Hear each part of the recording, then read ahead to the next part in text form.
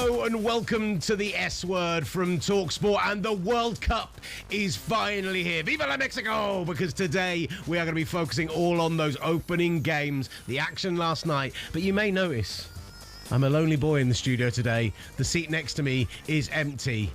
And that's because Master Sesfazian joins us live from Los Angeles. Come on, Master. Come on! Master, I'm excited. The wait, Go ahead, man. Guys, is officially over. It's finally match day. It's been exactly 1,271 days since Lionel Messi and Argentina lifted the trophy in Lusail, and the greatest show on earth is back and bigger than ever before. We've got a huge show today.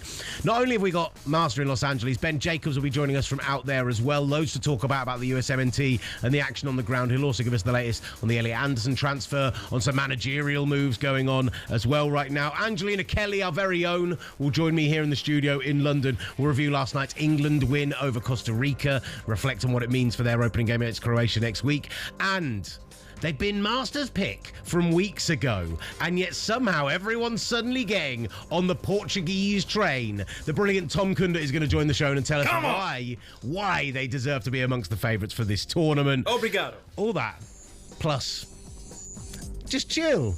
Relax, guys, right? Are we all chilling and relaxing after Infantino told us to? I think probably not. This is the S Word from talkSPORT, sponsored by Kalshi. Trade what's next.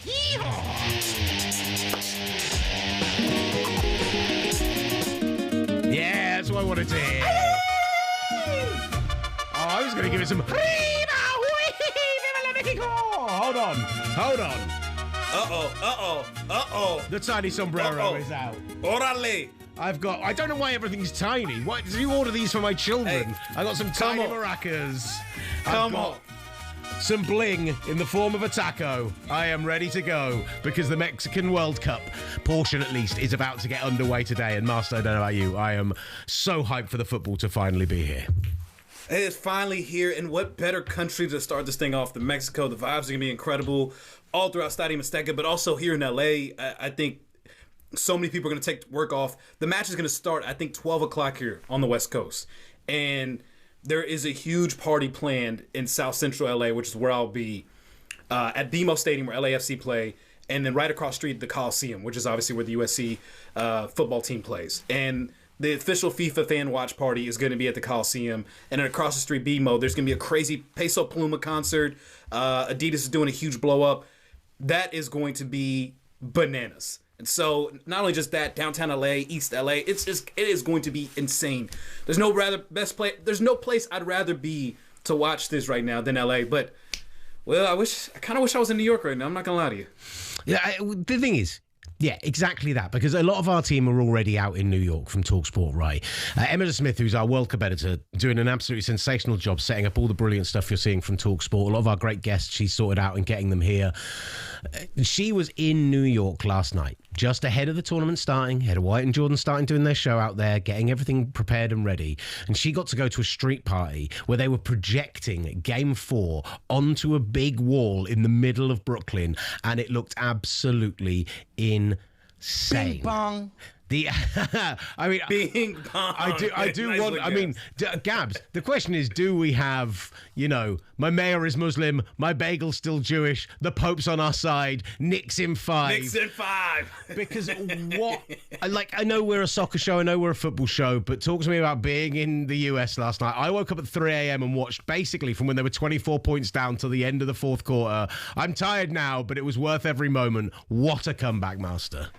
I commend you for getting up, because when it was down 20, I think around that time, obviously they were down 29 in the third, but being down 20 in the fourth, to be up and watch that and still fulfill the idea that you had to watch that game. You saw, in my opinion, the greatest basketball game of all time.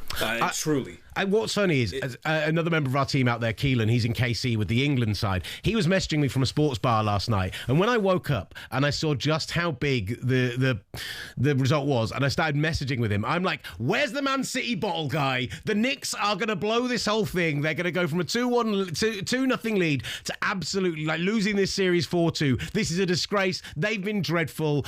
I was almost up hate watching it at that point. Is there a football comparison? Can you think of literally, there was one lead change in this game. In basketball, the lead changes back and forth all the time, and yet one lead change that came in the final 8 seconds of the game. It's the greatest comeback in playoff history. Can you think of a footballing equivalent of this at all? I mean, a lot of them are gonna turn to Champions League. Obviously, Istanbul, Liverpool coming back. I think that's immediately what comes to mind. The remontada, PSG being up, I think it was 6-1, wasn't it? Against Barcelona. I'm thinking about that one. I'm thinking about Liverpool coming back against PSG, that 4-0 game in the second leg.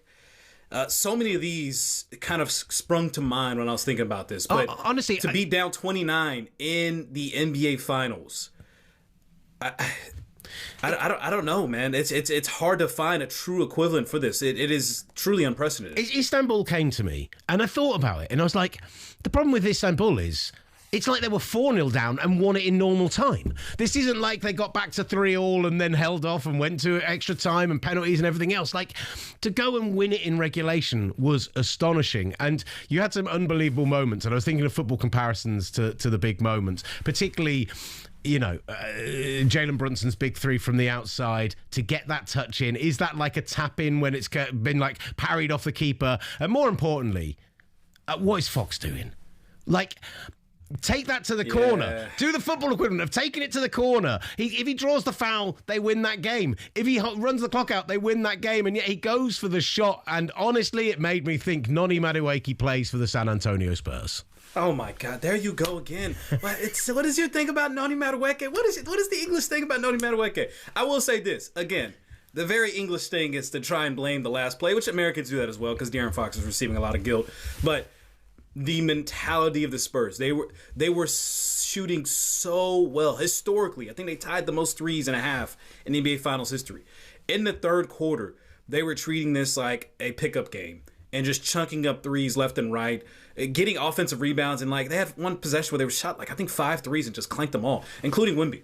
So in terms of mentality monsters, the youth and the inexperience was clearly shown there, and obviously the Knicks took advantage of it, and the crowd did too. And look, I'm not here for the Knicks propaganda, really. In fact, I do enjoy trolling the Knicks, but there is something special and something beautiful about coming back to America and seeing a 29-point comeback and just reminding myself who exactly we are, man. So, and again, I'm kind of blending myself in with New York here because I know New York's going to make this about New York, but man, that was one of the coolest things I've ever seen in sports. My problem is, really it was a wonderful moment. And yesterday, Flex and I, when you were travelling out to LA, we did our top 5 World Cup memories. So rather than top moments, the moments that we remembered, that visceral to us, right? And it felt like that. It was unbelievable. My reaction when he tips that shot in is jaw on the floor, like unbelievable. I almost started screaming, forgetting I got children and a wife in the house. I was ready to run around, hair on fire. Like, it was unbelievable. And yet, like, I see Adam Schefter tweeting today saying that's going to be replayed for decades to come. It's one of the great all-time moments. And this is, for me, why soccer, football, will always be the king. And it's to an extent, why NFL's my favourite American sport, why that will always be the king, is that it's still Game 4. Is that the Spurs could have a miraculous comeback, at which point we'll look back at it and go, it was an amazing moment. What a great moment for the city. But they still blew it. They still bottled it. Like, it's that. That's the only thing that holds me back a little bit. It just holds me back a little bit. It's not Malcolm Butler intercepting at the 1 yard line. Enjoy the moment. Let yourself enjoy the moment. It's not Sergio Aguero. It's never going to be that, just because that was the thing that won the whole thing. This was the thing that put them in the place to win the whole thing. This is like winning a semi-final on a last-minute goal, not actually winning the final. This is the NBA. You got Taylor Swift on the sideline, jumping up and down. You got Tracy Morgan. You got Spike Lee. You got Ben Stiller. You have every single person you could possibly think of going absolutely berserk. Ben Stiller, he looked like an absolute child in the greatest way possible with the joy he was able to just express himself with because they thought they were literally going back to San Antonio down 2-2. I will not, I love to knock Knicks fans. Don't get me wrong. It is an absolute pride and joy I've had all of my life reminding them they have never won a title in their life like I do with England fans. But this is their time. This is their moment. They've been on an incredible run, historic run, an impressive winning streak. They lose one game. They go down 29 points. They bounce back. They fight back. The crowd is the big reason why they were able to will themselves over. For all those English fans that say American sports have no culture, have no crowd, have no atmosphere, point to MSG, and I tell you, name a better environment, name a better atmosphere where the Wu-Tang Clan is performing at halftime and changes the entire dynamic of this game. It truly, you can paint wax poetically all you want to about this game. I agree with you and on I'm all all for of that. it. They deserve all of the praise. But imagine it was game 5. Imagine it was game 7. Imagine it was just like I live in reality. That little thing, and I'm going into it's like 95% amazing. It is 1,000% amazing. 1,000% amazing. This is the greatest thing. One of the greatest things I've ever seen in sports. And I'm on this high. If anything, we are very fortunate that the U.S. is not the opening match, because this we might never see Master again. If tonight you were headed to SoFi Stadium to watch the USMNT open up, but instead you get to watch the USMNT open up on Friday night, followed by Game 5 on Saturday night where the Knicks might seal it. I mean, that's pretty cool. But America needs like a breather after that. It's like a day off. Like my point is that like, it's a good thing the U.S. is not playing today, because it would be completely overshadowed by what the Knicks did last night. So thank God. Shout out to our amigos down south in Mexico, because we know they're going to bring the passion. We know they're going to be able to kick off this World Cup as properly as it should be, because it's going to be the greatest and biggest World Cup of all time. And Mexican fans will bring the passion, will bring the energy, and they'll start this thing off right today. Patio Joe gets in touch with us on socials, regular on the show at this point. He said, love that you're in LA, loves that you're down there. He said, it's got to be City, 15 minutes left, final day of the season. Like, that's the best comparison. I think that's a pretty incredible comparison. Aguero will live forever, and yeah, you kind of hope this moment for the Knicks will live forever. Bing bang. If they win on Saturday, this moment last night lives forever, just like Aguero did. If they lose 3 in a row, they will not lose 3 in a row. This one is over in 5, at most in 6. All right. Let's turn our attention. We're going to talk England a bit later in the show. I've made a Noni Madueke jibe there, and we will talk about that with Angelina Kelly. One of many. In the studio. Yeah, the WhatsApp was popping off last night. Let's just say that. But in the meantime, I had to defend my boy. You and I haven't done a show together in a few days. You were in here with Ollie Kling a couple of days ago, then you were travelling, and I did the show with Flex. Both of us have had our say on the situation with FIFA, with you particularly from the US side, me more from the FIFA side of things. And, I think both of us got some stuff out on social media. People have reacted to it. Thank you so much for all the comments, the shares, and everything else. And then Gianni Infantino went and did probably the worst thing that you can do in this situation, which is completely compound it, which is to take the accusations of cowardice, of arrogance, of just not caring about this, and you told the world to chill and relax. Let's see that moment. Of course, it is unfortunate as well what happened to Omar, the referee from Somalia. But again, we don't control everything. We try, we'll discuss, we'll speak, we will see. Maybe sometimes it's good as well to just chill, relax. We work on everything. We try to solve everything. Sometimes to immediately start screaming and shouting has the opposite effect of finding a solution.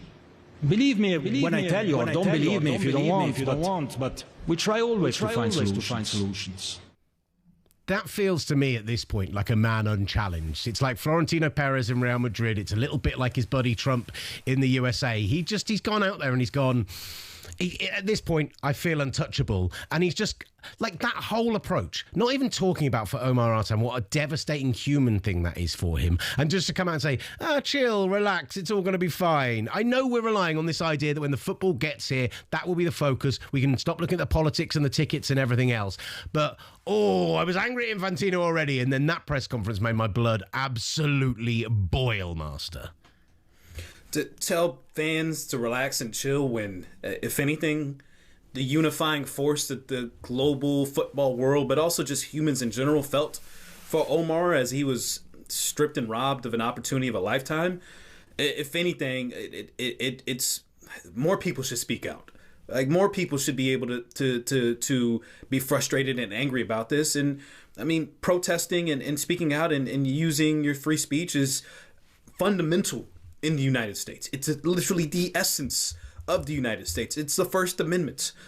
So to tell people to chill out and relax and thinking that speaking out and sharing your voice and your frustration, your expression on this matter is a bad thing, I think it completely goes against everything America stands for. So I think Infantino just absolutely dropped the ball there, as he has quite a bit. And it's a reflection of his inability to stand up to President Trump or other nations as well. When I thought FIFA was one of the most powerful, if not the most powerful entity in the world, and all of a sudden now you want to hide behind governmental policies, when we've seen in other World Cups, especially in 2010 in South Africa, how you made South Africa bend over backwards to make sure that that everything went exactly how FIFA wanted it to. Now all of a sudden it's North American, it's American, it's Donald Trump, and you want to take a back seat with it?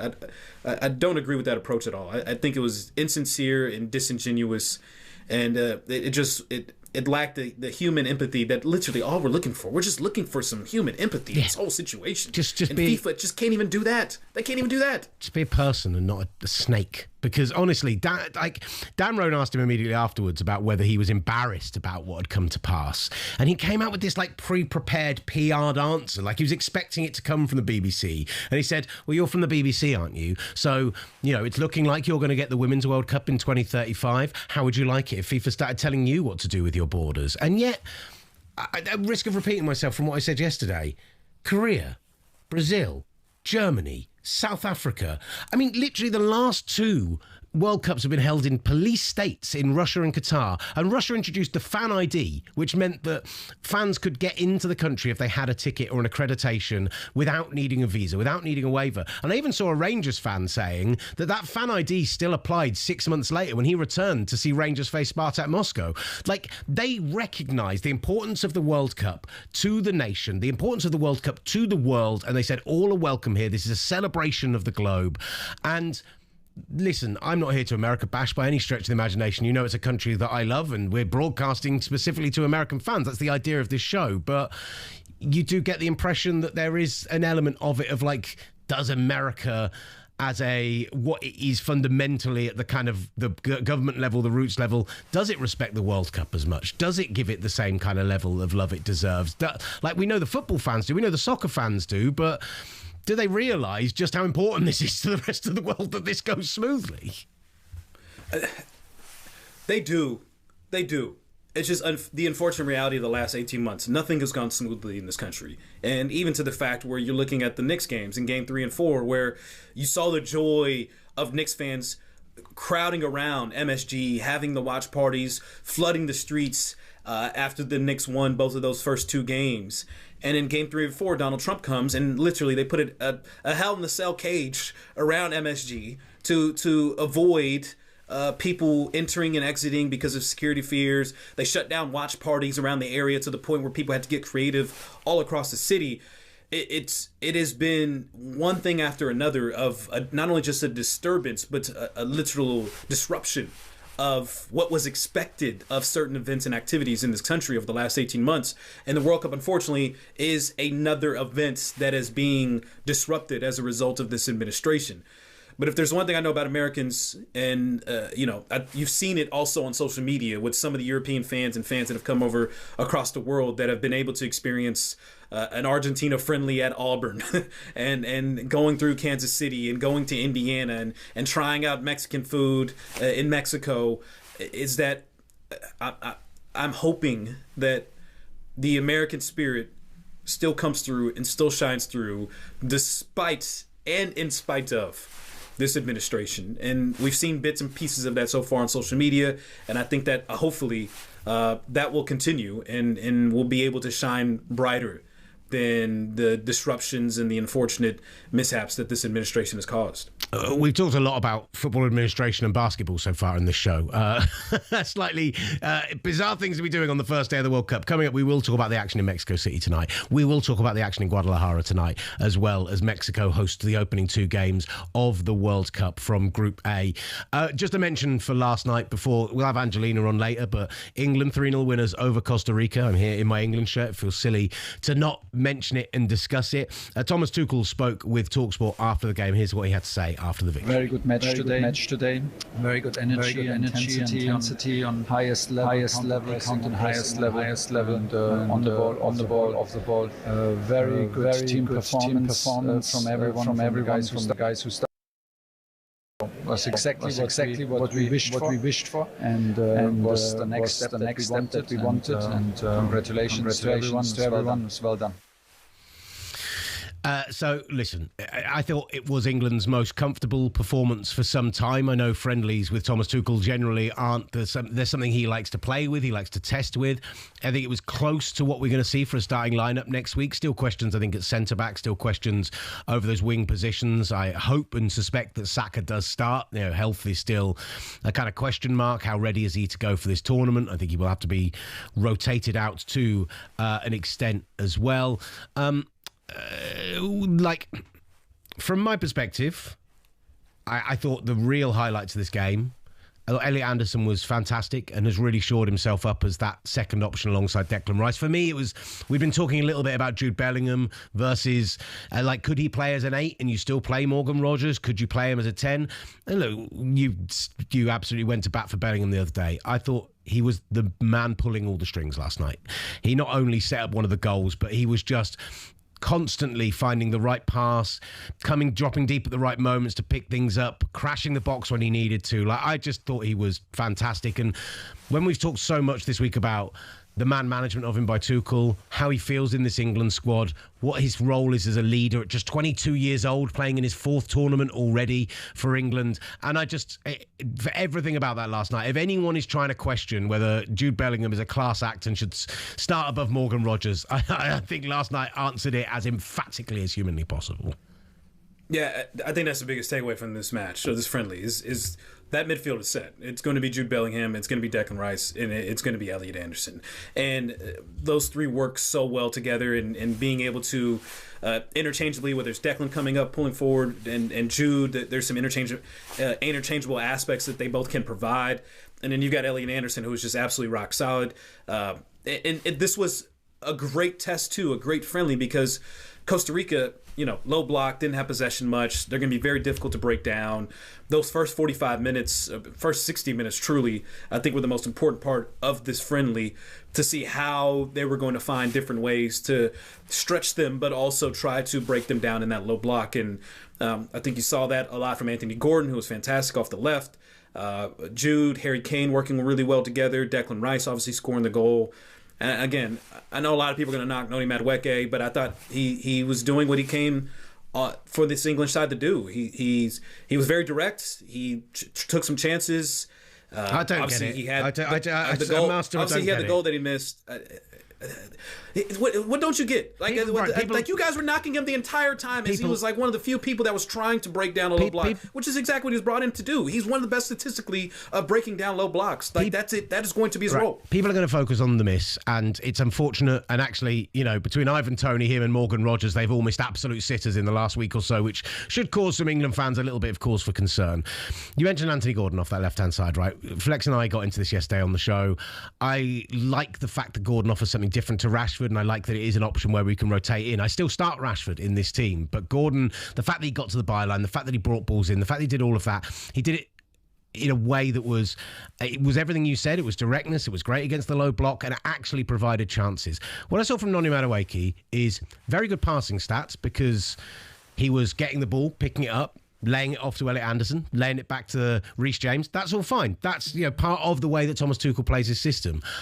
I think when he is with the foot on the ball and running at players, I want him to be lightning. I want him to be exciting. I want there to be, like, for England, for him, to have all the success in the world. And I just see him look like a headless chicken. He just puts a foot on the ball, does a little step over, goes to run, and then the ball goes out of play for a goal kick. That happened twice. Another time, player comes across to cover, and instead of making a decision cutting inside, he just ran straight into the player, loses the ball again. It happened 4 straight times before we even got to the first drinks break. And he looks, maybe he's trying too much. Maybe he does need to put a foot on the ball and lower his temperature. But he's basically playing against the international version of League 2 opposition and wasn't able to take them apart in the way the rest of the team was. That we've got to take a break, but we can continue this afterwards if you wish. This is the S word, sponsored by Calci. Trade What's Next. From the touchline to the terraces, talkSPORT presents the S word.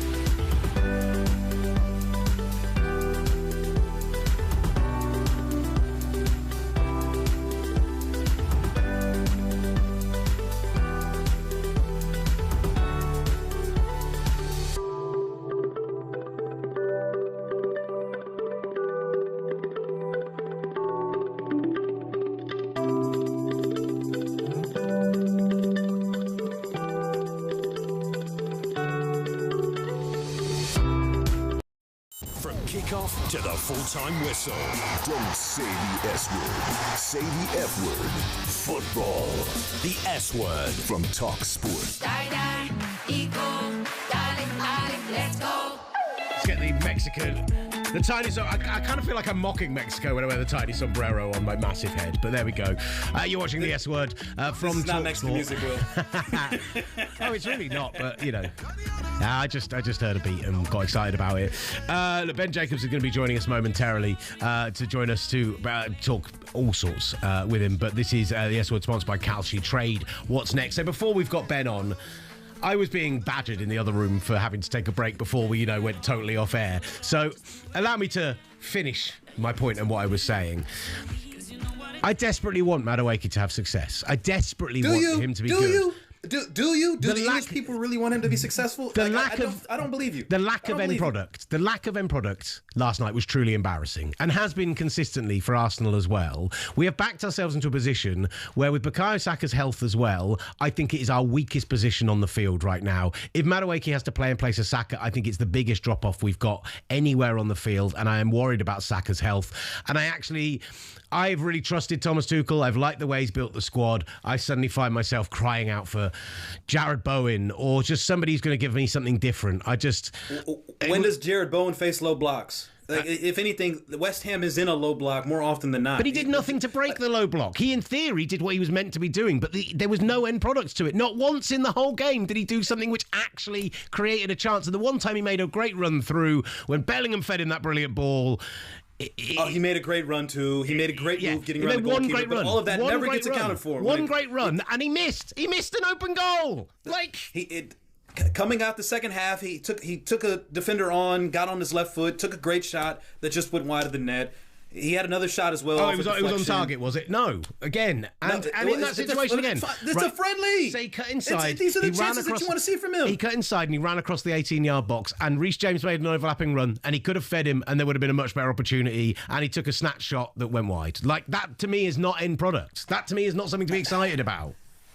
Look, at the end of the day, yes, he can be frustrating, he can be annoying, but he's a chaos agent. And England, at certain times, is going to need that when they're trying to break down a very feisty, low-block side in the World Cup. Heck, it could be in the first match, if we're being honest, against Croatia. This Croatian team is going to be a very difficult one to break down, and you're going to need players that have continuously faced low blocks, that statistically have shown that they will take on low blocks and can create chances, can create shots off of low blocks. Is it going to end up in the back of the net? No, I can't promise you that, but being able to create those chances give you a better shot at finding the back of the net. So, again, I'm not saying he's over here going to be Ronaldinho in this World Cup, but England, get behind Noni. You can argue all you want to about this roster. No Phil Foden, no Cole Palmer, no Jared Bowen. But at the end of the day, this is the roster you have. Back your players. Support them. Encourage them. The criticism's not going to do anything to help his confidence. So get behind him. There were some good moments he had. He should have scored that goal. There's no defense for that as well. There's no defense. He should have scored that goal. He would say that. Anyone would say that.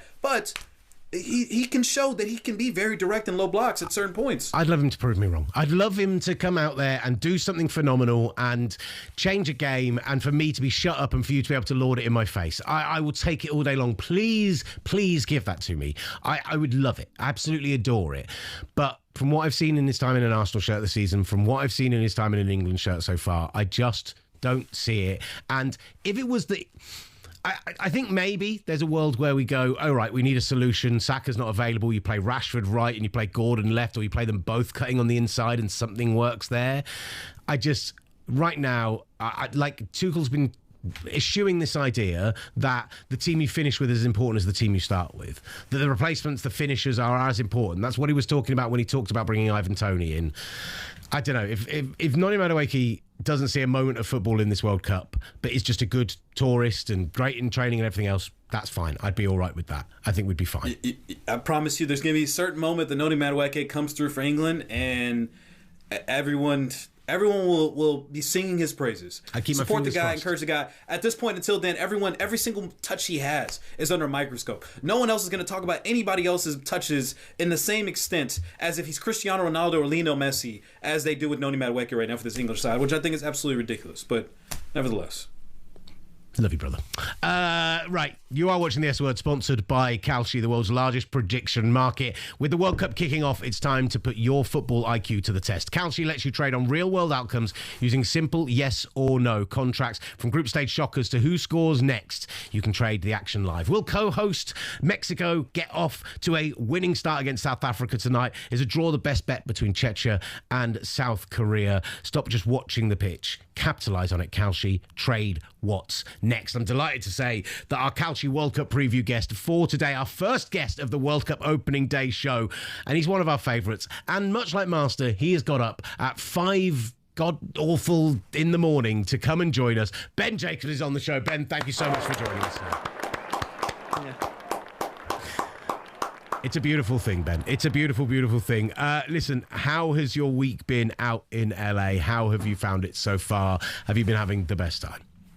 Yeah, the week has been amazing so far. The US men's national team are in Irvine, California. The buzz is building. It definitely now feels like a home World Cup. We did a red carpet event, although it was actually blue only a couple of days ago. I met Will Ferrell, Rob Ory, the ex-Lakers player, Mia Hamm, two-time World Cup winner with the US women's national team. And now we're going to be making the 90-minute drive or so from West Hollywood to Irvine, California in Orange County, where the US men's national team are doing their so-called match day -1 to the layman fan. That just means it's the day before the game. And the expectation is that we'll be speaking to both Tyler Adams and Christian Pulisic. And then on Friday, it's SoFi Stadium. The game is live on talkSPORT, remember, for US men's national team against Paraguay. You hear that, Will? You hear the atmosphere is building up in LA. Wonderful. All that nonsense people are it. talking about that the US is not prepared for this and not engaged with this. That you can feel the energy in Los Angeles. Ben, I'm curious from your vantage point. What should we start with in terms of what you've experienced so far in training? What are the vibes like? Tell me some optimism. Give me some American optimism so I can believe in this US men's national team. Well, I think the belief comes from the warm-up games. They held their own against Germany, even though there were a few defensive frailties. Definitely need to find a way of taking their chances. And then if you think about the victory over the Ghana team, that was very important because naturally the US men's national team were getting outfought and beaten by lots of different teams, and in doing so it was, I think, doubt in the mind of several fans because this US men's national team were just looking like they were up against tough opposition and getting outclassed. And the golf in talent was leading the fans to think this World Cup could be quite underwhelming. Now we're in a situation where Christian Pulisic has got a goal and assist in the build-up to the World Cup. They scored against Germany. They didn't against Portugal. No cricket score or baseball score, whatever you want to call it, was racked up against any significant opponent like it was against Belgium in the month of March when they lost by 5-2. And then flash forwards to the Camp Nou and Chris Richards is fit. Looks like Matt Freese is going to be the number one. It's important that Maurizio Pochettino clarifies that situation. He's not done so publicly, by the way. Maybe that will change today, but privately my expectation is that Matt Freese will be the number one. And Tyler Adams is fit, and that's so important too. And who his midfield partner is going to be is still up for debate. If it's Weston McKennie, you get less goal contributions out of him. If McKennie pushes further forwards, it means that Tillman might have to drop deep. If Berhalter comes in, then Tillman is likely out of the side altogether. So that's probably the biggest unknown. Where's this engine going to come from in the centre of midfield for the US men's national team? But ultimately, there's continuity, there's chemistry. The players feel calm. To me, they're ignoring the noise. They're not getting sucked into the headlines at this stage. They're just quietly and privately going about their business in Orange County. And if they can win against Paraguay, because this expanded World Cup sends some best placed third finishers through, then suddenly you're in a situation where you've got 3 points in the bag and you can build to try and win this group. And that's why the first game is so important. And you know something, guys, at most World Cups we talk about the first World Cup being don't lose, and those games can be cagey. But at this World Cup, certainly for the US men's national team, it almost becomes a bit must win, because as I say, if they get that victory in the bag, they can go to Seattle. If they get a positive result against Australia, they're in the box seat to win the group, and then that final game against Turkey obviously becomes so important as well. Listen, there's been so much news over this side of the pond as well, and as much as you are 8 hours behind, I've seen you in the breaking news group. I've seen you still across everything that is going on. You are a man with his finger on the pulse constantly. So we saw Elliot Anderson impressed last night for England. Do we think a deal gets done for him to move on before the World Cup? And if so, is it now City? It's looking like City for sure, because Manchester United don't want to get sucked into a bidding war. The price is too high for them as it stands. And Manchester City have made a bid, their latest one being £106 million, 50 million in add-ons, so 121 million in total if those add-ons were paid. Nottingham Forest want more, but the expectation is that a deal will get done. Whether that's before the World Cup remains to be seen. If that is to be the case, you would think we're going to get progress in the next 24, 48 hours. But the reason why I don't think Manchester City are in a massive rush is actually twofold. The first is if they just keep bidding 24 hours later and 24 hours later and so on, then Evangelos Marinakis, this early before the window's even formally opened, is going to just keep naming his price and going higher and higher and higher. So there has to be an element of discipline from Manchester City to still try and get this deal done on their terms. And then the second point is that Thomas Tuchel is absolutely fine if an agreement is made for a player to undergo a medical if needed on international duty. So it's not a case of the World Cup begins and then you get a scenario where you can't do a deal or a player doesn't want a transfer done. There could be dispensation for this one to be completed whilst the World Cup is underway, and that's why City are in no rush. And the only thing that might delay or stagnate if they can't move quickly to agree that fee with Nottingham Forest is Elliot Anderson himself. Does he want a headline after headline, press conference after press conference, question about this potential deal while the clubs continue to negotiate? And if he says, let's just get the World Cup out the way, because he's already indicated to City that they are the club of preference, that could potentially slow it down. But my expectation is timeline, still a question mark over it, but will it actually get done? And I think at the moment the direction of travel is yes. While we're still trying to figure out what players are going to be on the move, there seems to be this managerial carousel that's going on. Some managers we thought would be making big jumps are taking time off personally. What is the latest with McKenna? What's the latest on Fulham? Where are we at in this coaching carousel right now? Yeah, Kieran McKenna standing down as Fulham manager to take time with his family. There's no job lined up. It's not a way of circumventing the 8 million release clause that he had at Ipswich. It's a genuine desire, even though Ipswich got promoted, for McKenna to step away. And remember, managers like players, human beings as well, and sometimes they just need a break from a game that can be very overpowering and stressful. So Ipswich looking for a new manager. 2 candidates at the moment. There's obviously going to be more on the list because it's early stages, but Gary O'Neill of Strasbourg is somebody that Ipswich really appreciate, and that could be one to watch. And then in addition, you have Liam Rosenior, the ex-Chelsea manager, who was also at Strasbourg too.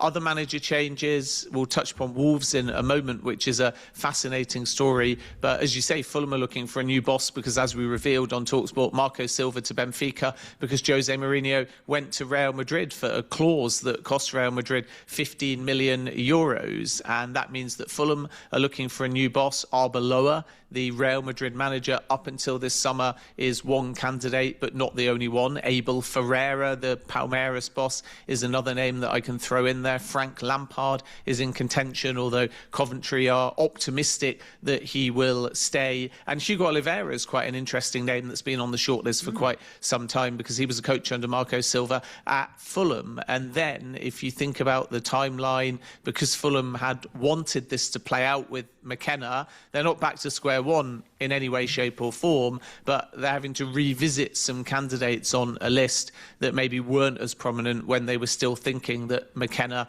might be possible. And then in the last hour, Celtic confirmed Martin O'Neill is staying on as manager on a 1-year contract with a 1-year option. And Rob Edwards has been sacked by Wolves, which has come as a big surprise, I think, to Wolves fans. And I'm told Edwards himself. And only a day ago, he was quoted as glowingly speaking about Raul Jimenez returning to the club. He played a big part in Kieran Trippier joining Wolves as well. And those 2 signings felt very positive and put Wolves in a strong position, on paper at least, to build in this off-season and get back to the Premier League at the first time of asking. And yet Edwards has gone, and Cesar Pixoto is the man who will replace him. That agreement is already in place, and I'm expecting official confirmation soon. So there's many managers moving as players so far in this very busy summer.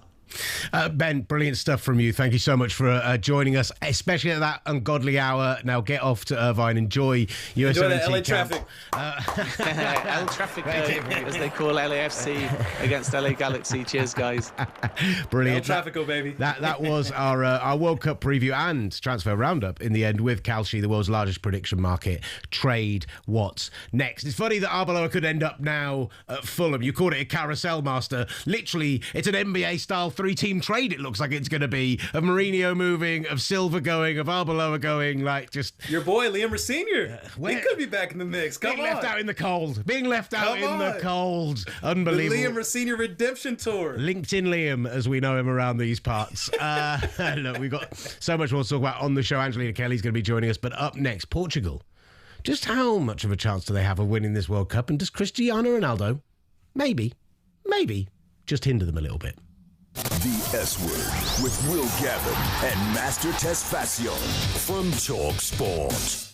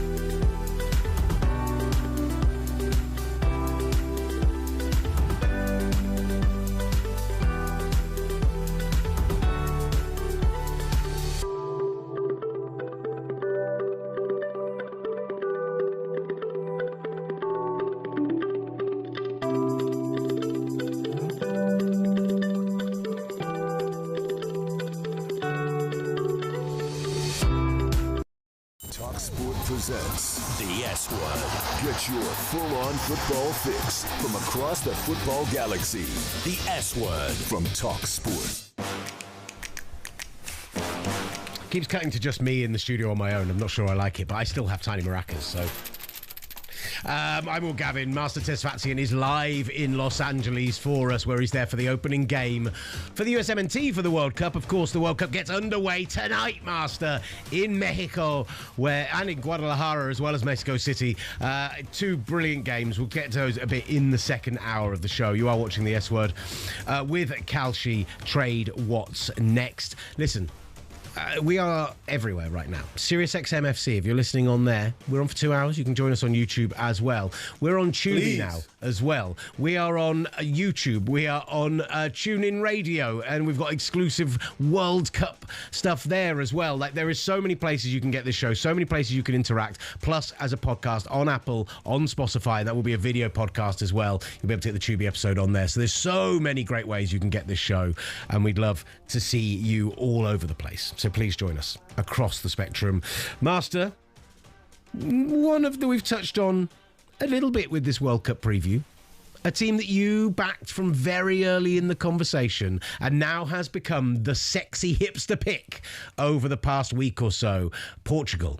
Can they go all the way? Well, I'm delighted to say that Portuguese football expert and Portugal creator Tom Kundert joins the show now. Tom, how are you, sir? I'm fine, thanks. Oh, wow, what a welcome. Thank you. Tom, listen, how are the vibes in Portugal right now? What are their feelings towards this tournament? Do they believe in the same way that so many people that they are the outsiders to come and win this whole thing? Yeah, I wouldn't really even say they consider themselves outsiders. So, yeah, very optimistic, which is quite unusual. The normal Portuguese mindset going into these tournaments is to be quite pessimistic, no matter how good a team they have. But yeah, you know, they've got a fantastic team this year. Most people are saying they think this is the strongest squad Portugal have ever sent to a World Cup. And, you know, when you look at the personnel, I'd say there's 5 absolutely world-class players in that team, and that's not including, Cristiano Ronaldo. But you look at PSG, who've just gone back-to-back, you know, the core of that team is Portuguese, isn't it? The Portuguese midfield, Vitinha and João Neves, and you throw Bruno Fernandes into the mix. Is that the best midfield at the World Cup? You know, I would argue possibly it is. So, yeah, very optimistic, although on the other side of the coin, we have to say we've been here before. You know, Portugal, quite often they go into these tournaments, you know, a lot of hype around them, a lot of big names, and then they end up flopping badly. We can go back all the way to 2002 World Cup when they had Figo, Rui Costa, that generation. Had a disastrous World Cup, didn't even get through the group stage. And so, yeah, let's wait and see. But I'll say on the whole, people are very optimistic here. I'm optimistic. As you said, I feel like I'm always optimistic about Portugal, and they always let me down. 2022 against Morocco, not being able to break them down and losing that match in the knockouts. Time and time again, as you mentioned, it's the hope that kills you. I know English fans always say that, but I feel like Portuguese fans really epitomize that with all the amazing teams that they've had. Why does this one feel different? Why does this one feel like this could be the year Portugal lifts the World Cup trophy? Yeah, I think they've got a good mix of players, and they've really got players who are used to winning. You know, Portugal have always had good players, but they've had 1 or 2, 3 players in big foreign teams. It's just the team's packed now with players like that. I mean, I was just having a look now. How many Champions League winners do you think are in this Portugal team? You've got the 4 guys at PSG I just mentioned. Cristiano Ronaldo, of course, is winning 5 times. You've got the Manchester City guys, Bernardo Silva, Ruben Diaz. So, you know, these are players who have won, I think most people agree, the highest quality football competition in the world on multiple occasions. And so, you know, they won't be fazed by this. They're also at a good age, I think, a lot of these players. Obviously, Ronaldo, not the player he was, but you look at Bruno Fernandes and Bernardo Silva, probably at the absolute peak of their careers. Then you've got Vitinha, you know, mid-20s. For many people's opinion, perhaps the best midfielder in the world at the moment. And then you've got a couple of young guns in João Neves and Nuno Mendes, just giving them all that energy. So yeah, it looks like it's a good mix. You know, it's possibly the kind of motto which Roberto Martinez has been using for this World Cup is, come on, let's do what's never been done before. To quote a famous Portuguese pop song, and you know, that's kind of caught on. So let's see if it happens. Listen, the big question, of course, you've named all those wonderful players, and they could go and win a World Cup with all of that. But everyone wants to know: is Cristiano Ronaldo going to start? And if he does, is that what's best for this Portugal team? Yeah, this question comes around again and again. He will start, no doubt about it. I'm not sure it's as big an issue as people are making it out. Of course, it's quite obvious the most famous footballer in the world alongside Messi, the best footballer in the world over the last 2 decades. And he's such an iconic figure and divisive figure in a lot of ways. So it's always going to be all about Ronaldo when people talk about Portugal. But it's a bit of a moot point though, because Roberto Martinez is absolutely staunchly behind him. He says that Ronaldo is in the team not because of what he's done in the past, not because of his incredible career. He's in the team because Portugal are a better team when he's in it. Okay, you can argue one way or the other. Tom, let me come back on that, because I understand why people are questioning his role in the team at 41 years old. My biggest concern is I look back to the tournament 2 years ago at the Euros, and I look at the fact that Slovenia, 120 minutes, no goals. Yes, they got through on penalties, but he did not. He looked a shadow of the player, particularly in extra time. He wasn't the guy who was going to change the game. France, exactly the same thing. Goalless, wasn't taken off, went all the way through the penalty shootout, they lose that game. My concern is that he has such a relationship with Roberto Martinez, that he has such a control over this team, that he's such a legendary status, he is such a talisman, deserves all of that. But if it's not working, is Roberto Martinez going to haul him off at 70 minutes when they need something different? Yeah, it's a fair question. It's a very good question, and it's a fair question, and it's a lot of question which the people here in Portugal themselves are asking. I think, hopefully, I think the answer is yes. It's the simple answer to that question is yes. And if we have a look back at the Nations League, for instance, so that was 1 year after the Euros, when Portugal won it last year, they beat Germany in the semis, and then they beat Spain in the final. Ronaldo started both those games. He scored both of those games. But interestingly, he was substituted before the end of the 90 minutes. I think about 80 minutes in the semi, and same time more or less in the final. And in the final, it was drawing, and it did go to extra time. So it was on the cards that there was going to be another 30 or 40 minutes of football, and Ronaldo was taken off. So yeah, you're absolutely right. It's a perfectly valid question, and I think that Ronaldo himself, he has kind of realised that he is human, and this season especially, he's had a few injuries. He's been, especially towards the end of the season, he's been missing a few games. He's been coming off early, and I think that it's highly likely that will happen in this World Cup. It won't be similar to the Euros, where you're absolutely right. It really made no sense that he played every minute of every game, even for example the third group game. When they were ready through,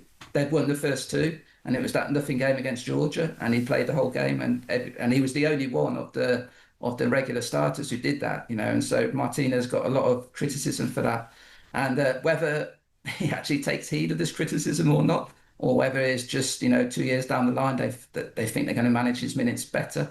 I think that. I think we are likely to see Ronaldo, used his minutes used a bit more prudently this tournament. I'm glad you mentioned Nations League, because I think that often gets overlooked in terms of what happened in that semifinal and final, and kind of the different way Cristiano Ronaldo is being used now compared to those past World Cups and Euros. Where it's a tournament you famously love as well, Master. The Nations League is absolutely your favourite, right? Portugal won it twice. I hate when Sweden uses it to qualify for the World Cup, but it is still a good tournament to gauge when we get down to the knockout stage of where these different European nations are at. And I feel like I see a different Portuguese side, what I saw from Nations League, because it wasn't a full dependence on Cristiano Ronaldo because of the emergence of Vitinha, because of the emergence of João Neves, Nuno Mendes. They just feel like a deeper side now, where if all you're using Cristiano Ronaldo for is to be a goal poacher in the box and also another target on set pieces, that's not a bad role for him to play now because of the other players they have on this team. Yeah, I agree. If I just come in there as well, I'd say there's another important point which is related to that, which is in the past, Portugal have been accused, and I think probably rightly so, of being kind of the players themselves being in awe of Ronaldo's, almost playing for Ronaldo. But now these players have reached such a status themselves, players like Fernandes, like Vitinha, Mendes, you just mentioned there, but a whole raft of players. If they have a chance of scoring and shooting, they're not going to be looking at seeing where Ronaldo is. They're going to go for goals themselves. They are. Ronaldo really, I think, can be a complement to this team, and not the main focal point, which will be a difference to Portugal compared to past tournaments. Tom, excellent stuff from you. We really appreciate you taking the time out to join us. Obrigado. Obrigado, indeed.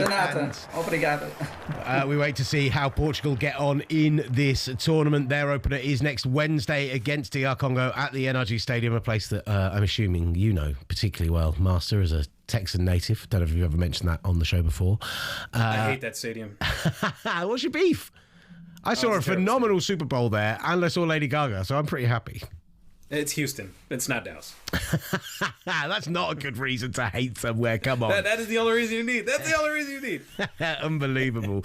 And I said it to you all along with this Portugal team. I think they are right in the mix as one of the best teams in this tournament. I still think Roberto Martinez is the reason that they don't win it. I just don't trust him to make the right decision in the right moment. And you can cite the Nations League as much as you want. It doesn't. England's never won it. Oh, you're not wrong. We would definitely wouldn't win it if Roberto Martinez was our manager as well. So there we go. I'll take Tuchel over him all day long. In the next hour, we're going to be predicting... Oh, now you love Tuchel. In the next hour, I love Tuchel. I don't know what you're talking about. Just, maybe let's No matter matter way. No matter way. We're going to preview the USMNT group. We're going to preview England's group and do our picks, our Master Dharma's picks for the groups. We're also going to look forward to tonight's games in Mexico City and Guadalajara as well. And up next, Angelina Kelly joins us in the studio ahead of her trip out to Dallas with the England fans. All still to come right here on the S Word, sponsored by Kalshi. Trade What's Next. Bringing all the biggest football debates stateside. The S Word from talkSPORT.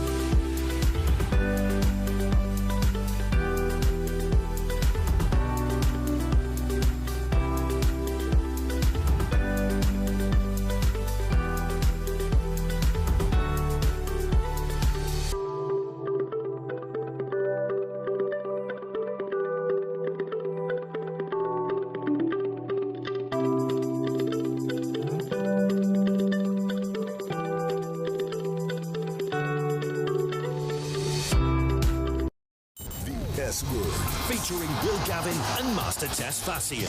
and a squad of big-name contributors The S Word. from talkSPORT.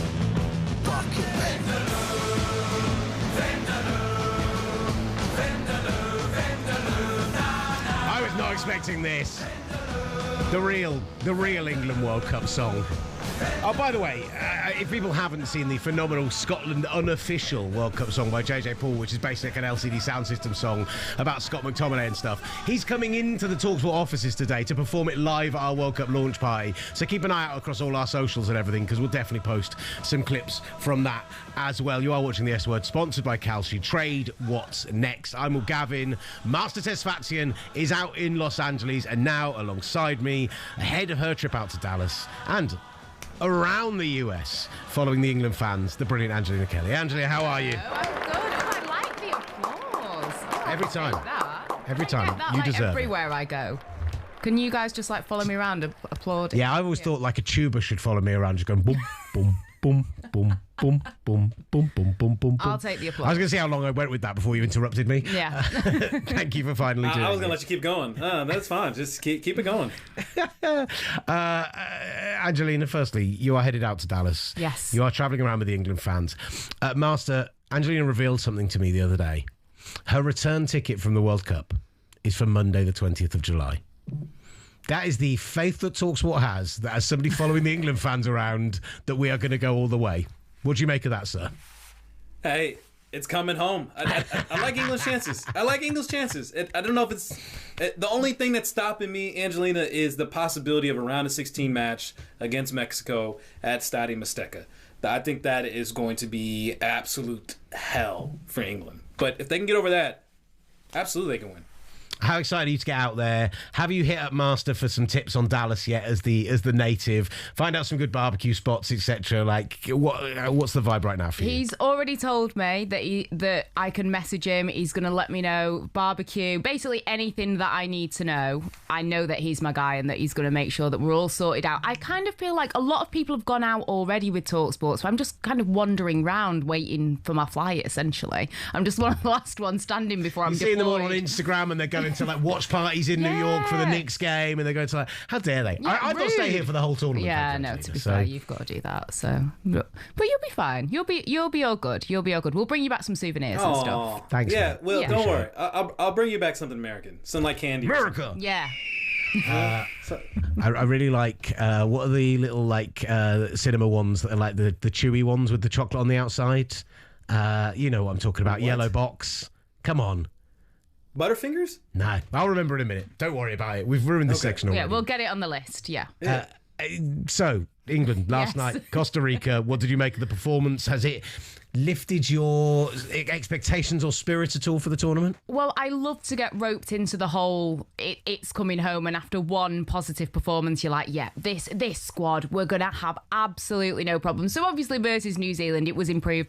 I like the fact that there were different goal scorers. I remember the last Euros, Harry Kane wasn't at it, he wasn't looking his best. There were other goal scorers, but I just think to see that even in a friendly, that we've got those other options. Also, Anthony Gordon in his penalty, take it. I was loving that. Absolutely great. I'm liking the fact that we pretty much saw the starting 11, I would guess. I think that it would probably be Gay and Konza, Saka on the right, because I'm sorry, I'm not having Madueke over Saka. I'm absolutely not having it. It is a step down. Madueke is a step down, and that's okay. Yeah, it is. It is. That's okay to admit, though. Yeah. It is. Why would I think Saka is less than Madueke? Like, that's. Are you worried injury-wise for Saka because of all this talk? The Achilles situation, I am worried because he did come off and was substituted off in the Champions League final. We know he's been playing through this all year. That is my biggest concern for England is how healthy can you keep him and how often can you keep him off the field to manage him for when Madueke is the only other option. When you could have had somebody like Jared Bowen, who, in my opinion, is a bit more proven in the... It's like Angelina was listening to the first hour of the show. I'm just saying. But what has Bowen done in lower blocks? Like, West Ham faces lower... They are the team that sets up low. They're not the team that has to consistently face low blocks week in and week out like Arsenal does. They face more low blocks than any other team in Europe. So, how do we know if he's not faced them? How do we know what he can do? I just think when you think about the way that he's shown up for West Ham consistently, he's got a goal in him, he's got an assist in him. There's end product. Yeah. Noni Madueke does not have end product. No. There's a lot of build-up and then And I don't like to jump on the bandwagon of hating on it, because it's not hate towards a player, but it's just about being honest that he's not the best option. It's a lot of hate. I truly think it is, because every single touch he has gets touched on. It's become a microscope now that every single thing that he does gets criticized. Because most of it's bad. That's why. Glad you said bad. That's what the producer said in our ear a minute ago. If he's not scoring a wonder goal, like there's going to be this criticism that exists from him every single time. Right. So if he does that wonder goal, then all will be forgiven. Like I told you earlier, Master. If we get to a knockout stage and Noni Madueke does something phenomenal, starting for England, becomes one of our starters, and does something. No problem with that whatsoever. I will happily have those Jalen Brunson hate edits that we've been seeing over recent days of like everyone in 2022 going, this deal is pathetic, it's ridiculous, this is going to set the Knicks back, all set against him scoring and having great games in the NBA Finals. If we do that with Noni Madueke and I end up looking like a mug, I'm fine because it's good for England. That's fine. Right now, I think it's the weakest spot on the team because of Saka's injuries. It's my biggest concern. Yeah, I agree. That's fair to say. But I think in terms of what Tuchel's trying to do and how he's trying to set up, I understood the logic of bringing in Noni Madueke because he can be that chaos agent that England needs, and I think he can create those chances. It's just a matter of, obviously, as you said, the final product that is the concern, but having someone that can create those chances, I think more often than not, that has proven that he can take on low blocks, that he can be direct as he showed. Yeah, he was very nervous at the start, the first 10 minutes, but again, I don't think he gets enough credit coming out of the second half. The great chance that he had 2 minutes in. Imagine if he's nervous now. That's not good, is it?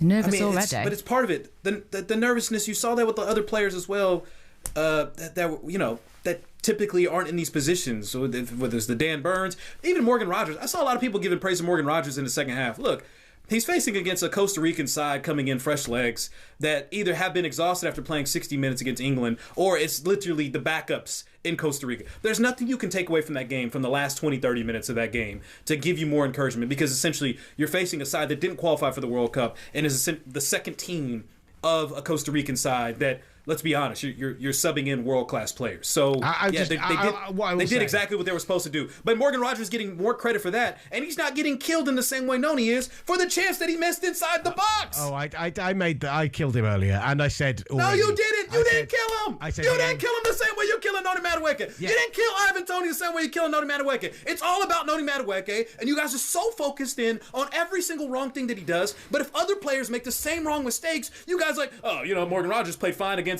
this random Costa Rican backup that came in, the second string Costa Rican backup nation side. As DeFermo says in the chat, your defence of any Arsenal player is commendable. I said earlier that I'm concerned about the Ivan Toney miss, that I am concerned about the Morgan Rogers miss. But the difference is the rest of the play around it was good, and then they had a terrible miss. Noni Madueke was terrible for the first 30 minutes of that game and had a terrible miss as well. That's a very different situation.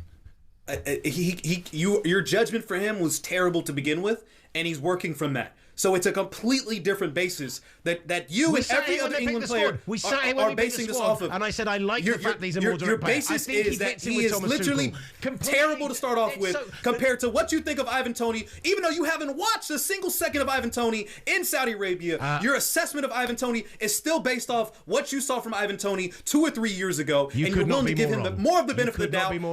You're willing to give him more of the benefit of the doubt than what you're giving him. The Saudi Arabian games on the talkSPORT YouTube channel. And how many of those have you watched? Company man have basically. Have you of those? I've had all of them on. At least in the background. Maybe not paid as full attention as I would do to an actual good game of football. But the intent was there. But yeah, absolutely. Yeah. I have seen enough. It certainly concerns me that his penalty taking has gone off a cliff for some reason out in Saudi Arabia. But, I still prefer what he offers as an option. I sat here and I said I liked Madueke, that he's direct. I like that he fit Tuchel's style of football. I didn't hate it when he picked him initially. And then I remembered what it's like to watch him play football. That's the difference. Revisionist history that you're trying to balance it out as if you're being you spent 250 million euros as Arsenal this summer, right? And Noni Madueke ended up being the worst player you've signed when you've also signed Victor Gyökeres in that. He's not been good for Arsenal. He's not been good for England. He does not deserve to be in this squad. And I hope that he turns that around. I hope he changes it, improves me. Wrong. He's still a young player. He can still have a great career. But so far, I've never seen it for Chelsea. I've never seen it for Arsenal. I'm yet to see it for England. Thank you for being honest. That's how you feel about it. Again, and that's the basis to which you're starting off with your Noni Madueke assessment, and that's fine. the quality that he has. I'm not saying he's Bukayo Saka. Last night, I'm not saying he's done Lionel more in this Messi. game than Bellingham and Gordon. I'm like, what are you talking about? I didn't say Gordon. I did not say Gordon. I did not. I can't remember. You said Bellingham and somebody else.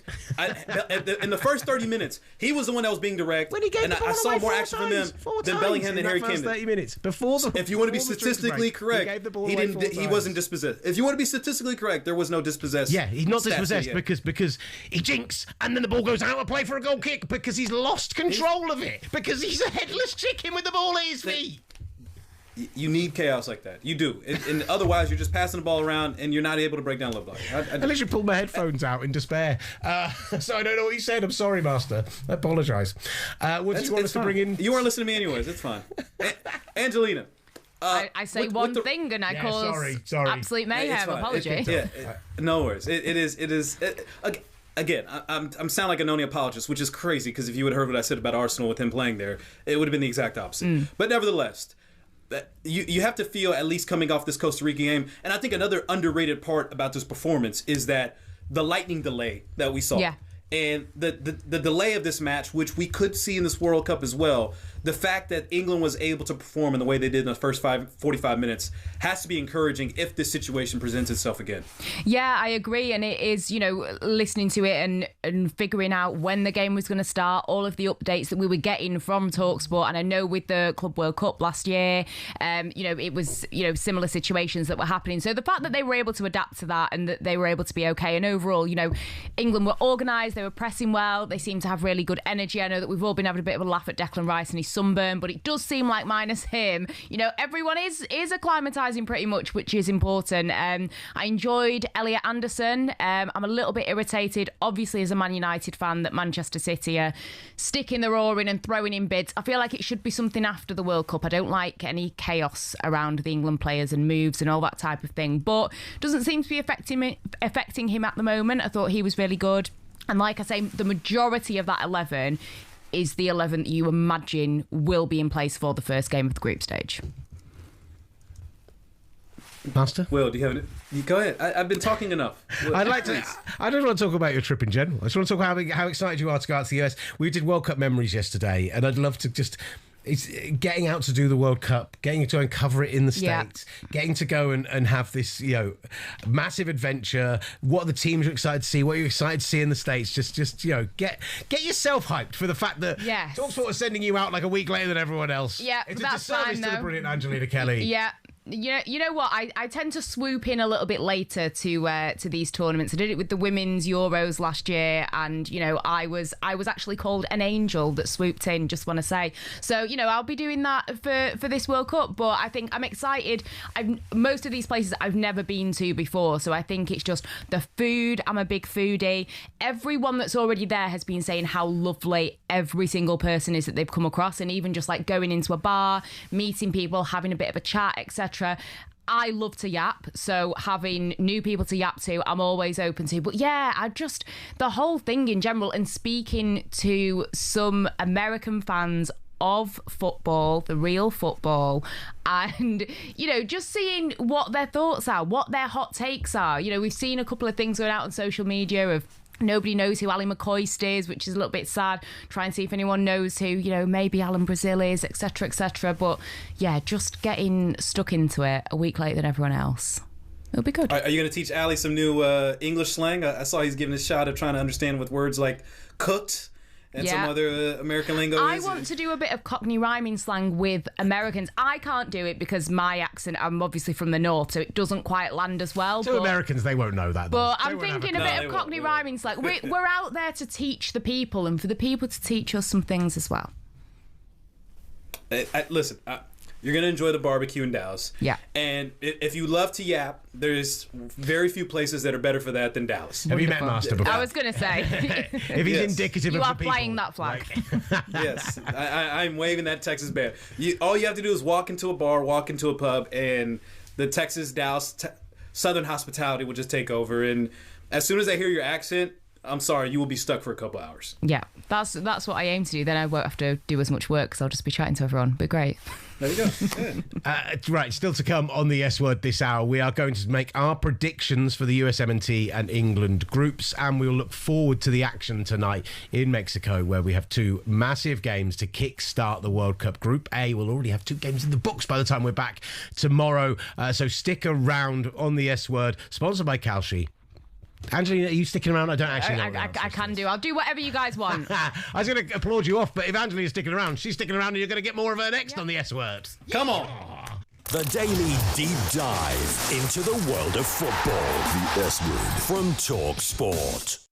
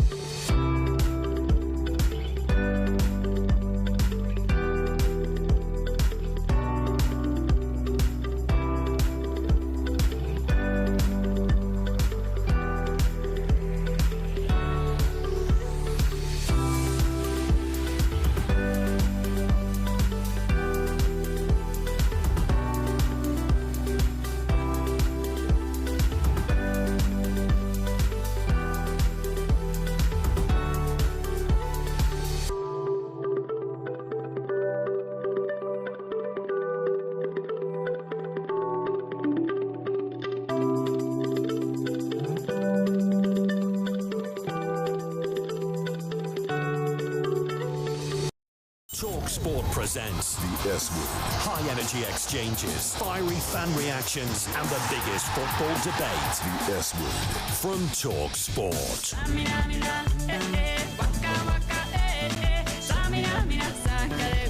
This time for Africa. More World Cup songs, please. And more, I mean, almost all of them have Shakira in them, right? That's basically the rule. You're listening to and watching the S Word from talkSPORT, sponsored by Kalshi. Listen, I've got Angelina Kelly alongside me. We've got the great master, Tesfazian, out in Los Angeles. And we've been doing our predictions and our conversations around the World Cup and building up to it with Master Damas. And I think it's time that we put ourselves on the line for what our respective nations are going to do in this group stage. How do you feel about that, Master? I'll do my best to wave this red, white, and blue flag all across this beautiful nation. I think we should start off with the USA. I think that's where we should go. I think we should all three of us make our predictions on it. Master obviously is the expert on such things. But let's kick things off with the game you're going to be at this weekend. Friday night, it's like 2 a.m. here in the UK, but Friday, 6 p.m. in SoFi, Los Angeles, where Paraguay will get their World Cup underway against one of the three host nations, the USMNT. What's going to happen in this game, Master? I'm very nervous for this one because I think Paraguay is going to come in and try to punch the U.S. in the mouth. And I'm hoping the atmosphere, as we saw in MSG, can help lift the spirits of the boys, that they can get a result here. I'm going back and forth whether I want to pick 2-1 USA or 1-1 USA Paraguay.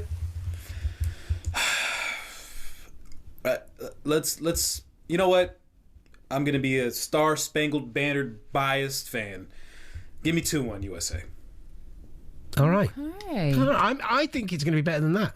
I think I'm going to go 2-0 USA. I was thinking 2-0. I was like, it was start things off positive. Me and Angelina are going to collab on our predictions. Yes. We're going to come to I love the American optimism. I love that. I think I really truly believe what we've seen in those warm up games. I think the nation will get behind it. That stadium will eventually be full with all the ticketing nonsense and everything else. We saw it in Chicago. We can take the mick of I believe that we will win and everything else, and we might be able to, the fans from outside the US might want to stick their thumb up at them and suggest that they're not proper football fans. I think they will show the world that they are proper football fans, they are proper soccer fans, and they're going to get the USMNT going, and it's going to be a great opening game. I genuinely, truly believe that. I'm not just saying it for you, Master. You believe we will win? I believe that we will win. You believe that we will win.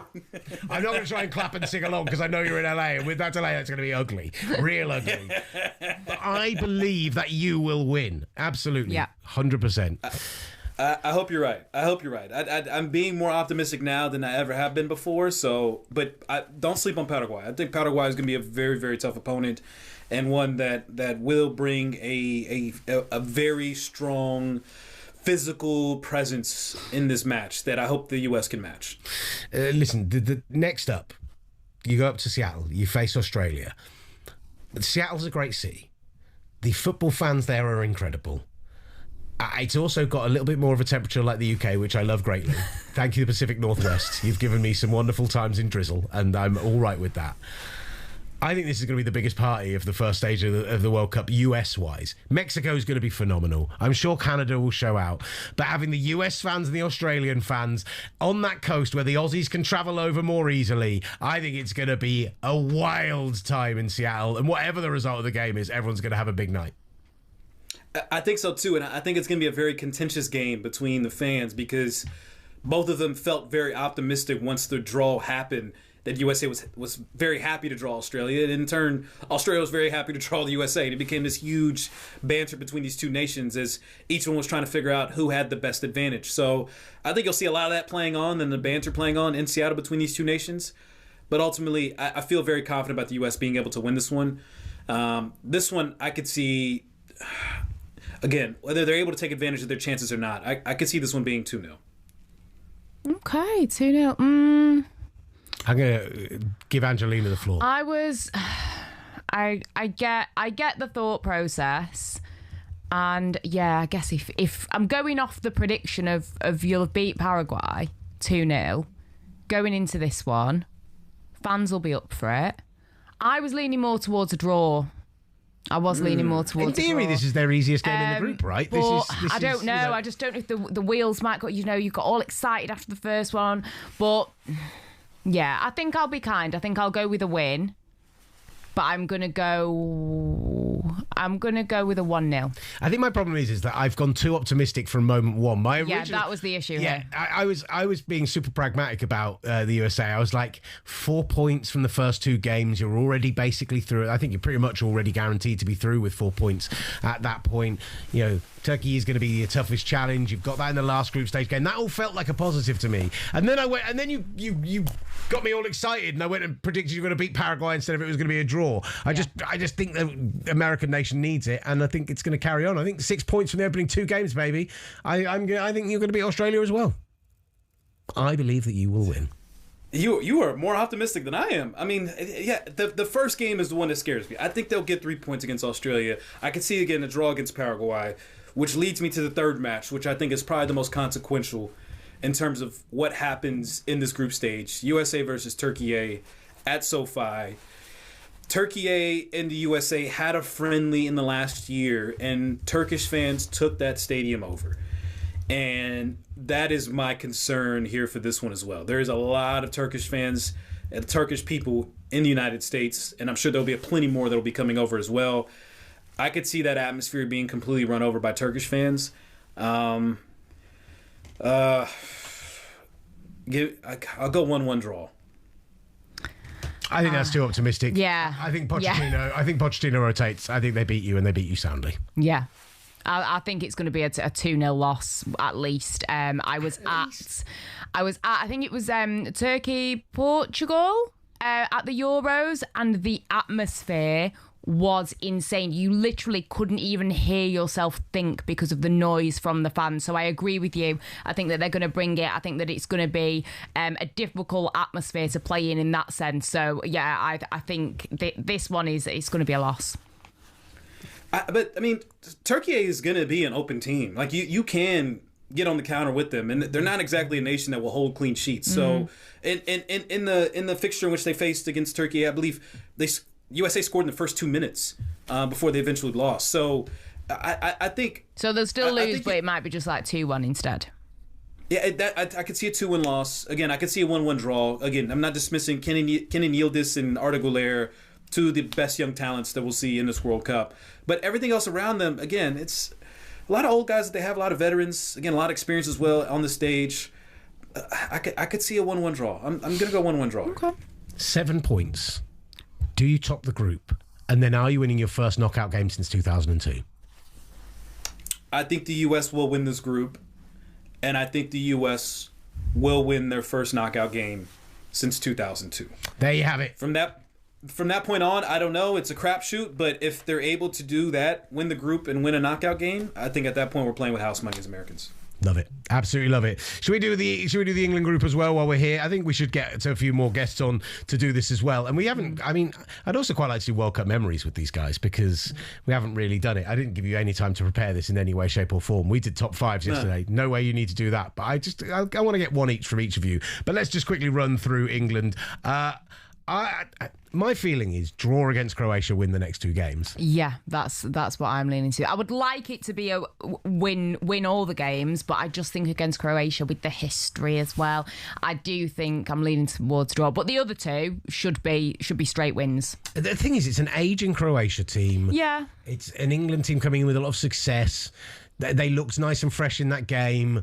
This isn't a Croatia team who are going to be that team that we played in the semi-finals. No. This isn't going to be a Croatia team that beat us in the group stage. Like, it's not that team, and yet, I don't know. I feel PTSD. nervy. I feel, I think it's just English pessimism. But I'm like 7 points from the group, draw with Croatia, win the next two. I'm kind of fine with that. What do you reckon, Master?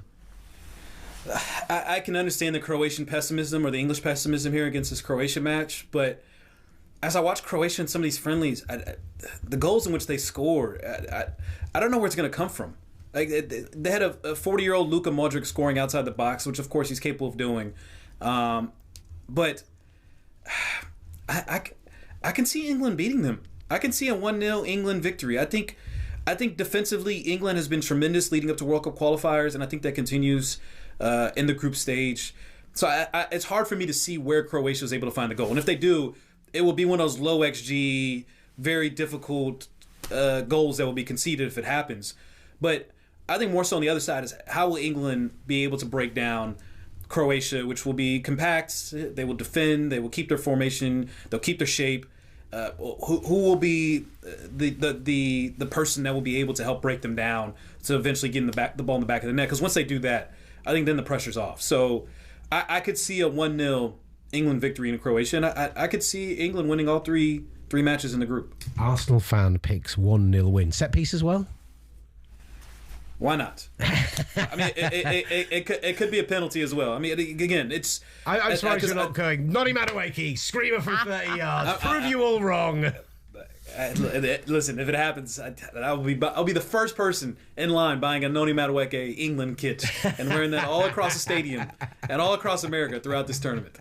I want to get your World Cup memories, because we did this yesterday, myself and Flex, and this was very much not top World Cup moments. This was our 5 favourite memories from World Cups. Your formative years, when you first remember your first World Cup. Like, I had a couple from 98 just because it's so, for me, like, it's like 13, 14 years old. It's that moment where you're just so in love with football. I mean, I've always loved football, but like, you just, it's obsessive at school. It's all you talk about the whole time. And so I end up with a couple from that. But Master, I'll come to you first. Either first World Cup memory, or what's your like shining favourite moment from recent World Cup history?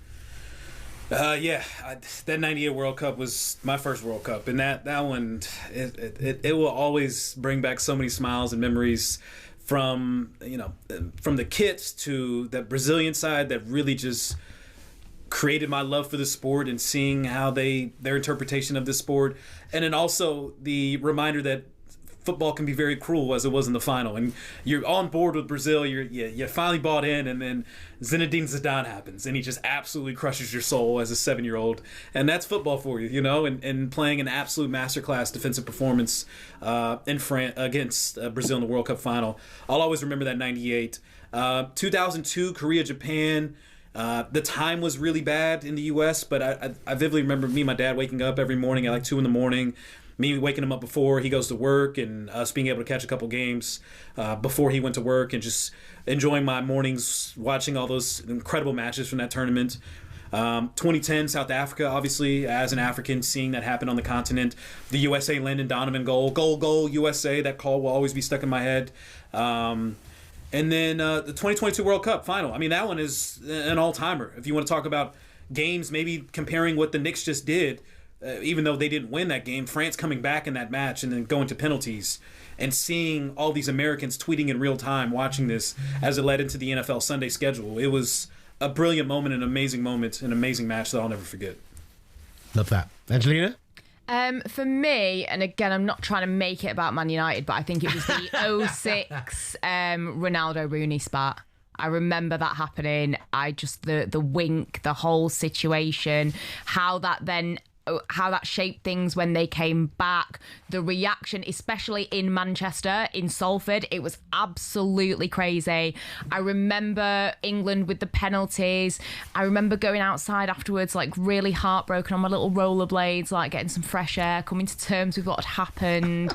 It was tough time for 11-year-old Angelina. It was tough times for 11-year-old Angelina, I'll be honest. But yeah, that for me was probably the first one where I was fully immersed, and I had the chart, and I was a bit more aware of what was going on, and just sitting there watching every single game. And yeah, that heartbreak and those rollerblades, it was sad times. The Heartbreak and the Rollerblades, that's the name of her debut album.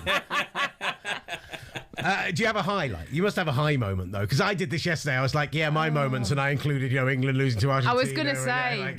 I had to include 2018, basically, as like I didn't want to specifically pick the Colombia penalty shootout or the Sweden game, but I was just like, it was just a renewed hope. I'd kind of given up on being an England fan. Like, over the course of, drawing group stage games and going out of the groups with teams ranked outside the top 100 in the world, and all of this nonsense that we were managing to do under Hodgson, and I'd lost so much joy in it that I just couldn't blindly follow England anymore. I just wasn't enjoying it. And Gareth Southgate, for as much as I have my issues with him, as much as I think that he did so much brilliant stuff, not being bold enough is probably the reason that we don't have a second trophy in the cabinet at this point.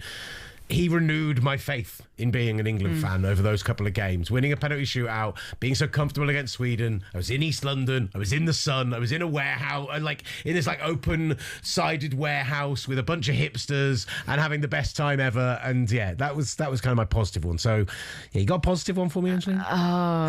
Not an England one. Probably just like an England one. I'd probably just say like the dominance of Spain, like when they won it, like that period, like there were so many ballers in that team. Yeah, sorry, I'm struggling to think of an England so one. Brutal. Yeah, so Croatia's incredible runs that they've had, finishing second and third. Morocco making it to the semifinal. Like I feel like we've reached, at least in our generation, like we've had some for the most part, some really memorable World Cups. Yeah. Korea's run in 2002, that was amazing. I would love one of the host nations to do something like that this year, to go quarterfinals, semi-finals. And I think, Mexico's probably the obvious one, is that if they get to stay and play at Azteca and in Guadalajara for their first 2 knockout stages, if they win their group, they're the one that you would think would go a bit further. But can you imagine the further? If the USMNT get to, say, a quarter-final, it would go absolutely buck wild. And you'd probably have to top your group to do that, which unfortunately means you wouldn't be playing on the 4th of July. Finish third in your group and you might be playing on the 4th of July, which just on its own, in Philadelphia at that, would be just... I feel like I'd need to go out for that game just to experience what that city would be like. Maybe England, USA, 4th of July. Wouldn't be the first time you have to eat some beans on toast. No, I mean, hey, listen, if there's history that's been made on July 4th, then you do not want to happen exactly what happened 250 years ago. Let's just say that. All right, mate. All right. Angelina, thank you so much for joining us on the show. Thank Brilliant, you. Angelina Kelly. It is the opening day of the World Cup. We're having some joy. We're getting excited. So up next, we will talk about the opening games and we will get into it because... we are less than 6 hours away from the World Cup getting underway. Come on! Around here, we only use the F word. talkSPORT presents The S word.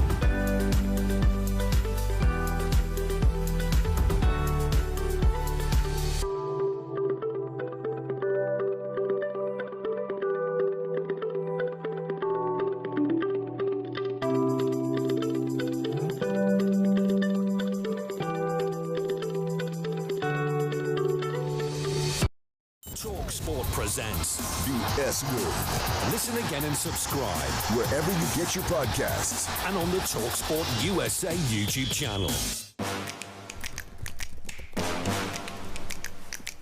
Welcome back to the S Word. I'm Will Gavin. Master Tesfazian not alongside me, sadly, today, but he is out in Los Angeles, California, ahead of the opening US MNT game of this World Cup on Friday night against Paraguay. He's going to be there at SoFi Stadium. But there are two games to talk about tonight as the World Cup is finally here, Master. All of the talking, all of the prep, all of the previews. We are ready to get underway tonight. How excited are you to get the World Cup finally underway? 5 hours and 17 minutes away. It's been a long time coming for people here in North America. I'm happy it's finally here. I'm excited. I'm excited to see this Mexican crowd here in LA. I truly think you're going to see some crazy scenes in LA from the Mexican fans that are going to be taking work off and spending their lunch hours supporting the Mexican side all across Southern California, but also all across North America. And I think what better way to usher in this World Cup than with Mexico kicking it off against South Africa as we saw in 2010. Well, remind me, where are you watching it tonight? Because, I mean, there are so many Latin and Mexican fans in South California. Like, there's got to be some parties going on. Oh, yeah. I'll be watching in South Central LA at BMO Stadium and around the Coliseum. It's a sold-out venue, I think, for BMO Stadium. Peso Pluma's going to be performing there. And then the Coliseum is where the FIFA Fan Fest, official FIFA Fan Fest is going to be. So I've got a ton of friends that'll be coming out as well. They're going to do the watch party for South Africa, Mexico, but then also for South Korea, Czechia, because remember, there's a huge Korean population in Los Angeles as well. In Koreatown, there's going to be a huge watch party. I think there'll be a continuation of the watch party in BMO Stadium.